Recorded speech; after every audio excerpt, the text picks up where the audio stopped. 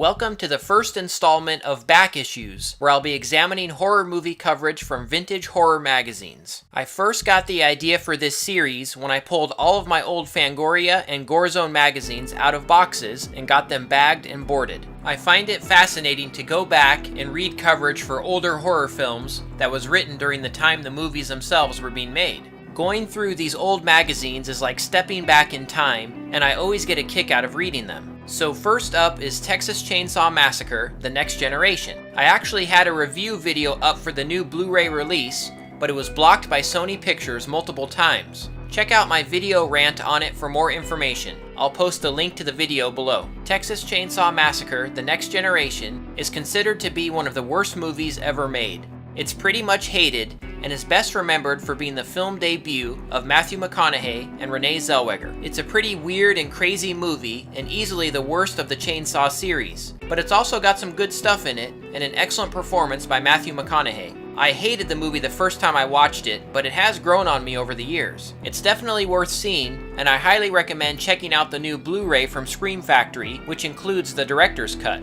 Anyway, I have two Fangoria magazines with coverage for this film, which was then titled Return of the Texas Chainsaw Massacre.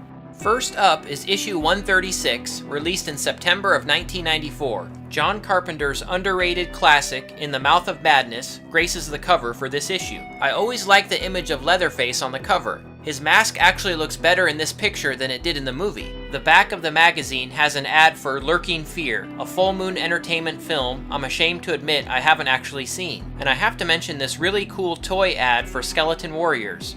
I remember seeing these in stores back then and being very impressed, and they are, after all, bad to the bone. This issue includes some brief interviews with the production designer, as well as future star and Academy Award winner Renee Zellweger. While describing the sets in the film, the Fangoria reporter points out a dented can of Smurf pasta. Remember that stuff? The reporter was on set during the filming of the rooftop chase scene, so there are some behind-the-scenes details on the filming of this cool sequence. Most fascinating are the interviews with writer-director Kim Henkel and producer Robert Kuhn. Henkel praises the cast and says that McConaughey and Zellweger are really going places. How right he was. He compares the villains in this one to the villains in the first movie and states, quote, "In the original, the villains were much more outlandish and buffoonish. Here, they're more credible and thus more frightening." End quote.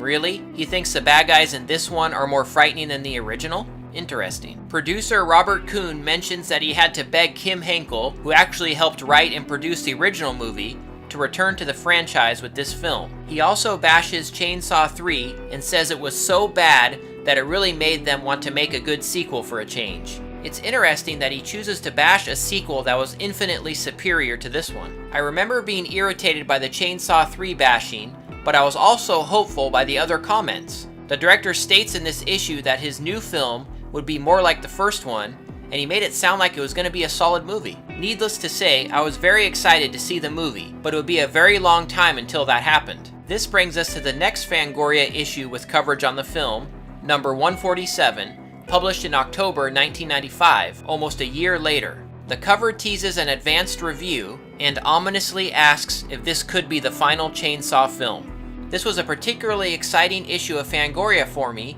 as it had information on the newest Chainsaw and Halloween sequels. There's an ad for an upcoming Pumpkinhead computer game. How cool is that?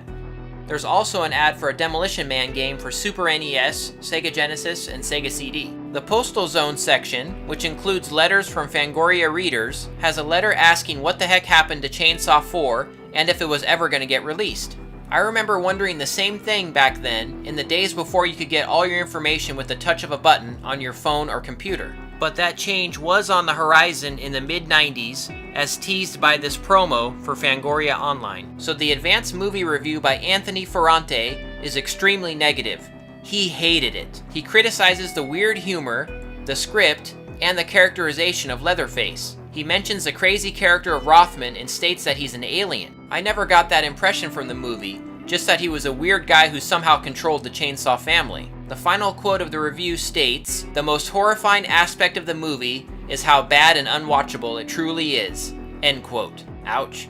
Needless to say, after I read this movie review back then, my expectations were pretty low. This issue includes more interviews with writer-director Kim Henkel and producer Robert Kuhn. Like the previous issue, the interviews are pretty fascinating and really shed light on the kind of film they apparently hope to make. Those with the Scream Factory Blu-ray will know from the commentary track that Kim Henkel seems embarrassed by this film and doesn't even really want to talk about it. You can kind of see that here, reading between the lines. He was very hesitant to make the film, and producer Robert Kuhn states in this issue that it took 5 years to convince Henkel to do it. Henkel says he wanted to get the franchise back on track after Chainsaws 2 and 3, and claims that those sequels didn't do the series justice. Again, it's so bizarre to hear the makers of Chainsaw 4 bash the previous sequels. But that's one of the fascinating things about these vintage magazines. You're really able to get insight into what the creators were thinking back then. Henkel also makes some crazy promises about how the villains are so much more terrifying in this film and that the regular characters are likable and sympathetic. Did he even watch this movie? He also says that the Rothman character opens new and exciting doors for the franchise.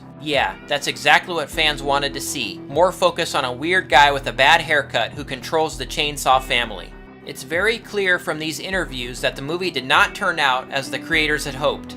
And Henkel even admits here that he isn't much of a horror fan. Producer Robert Kuhn concludes with this very prophetic statement, quote, "If we don't make one that's good this time, then this thing is pretty much dead." End quote. And it was. The movie went through a tortured release history, and when it finally did come out, it was considered a failure by all, even the director. The Chainsaw series would be dead until the remake, almost a decade later. So that's it for episode 1 of Back Issues. What do you guys think? Are there other things you'd like to see me do with this series? Let me know in the comments. I'd love to get your feedback.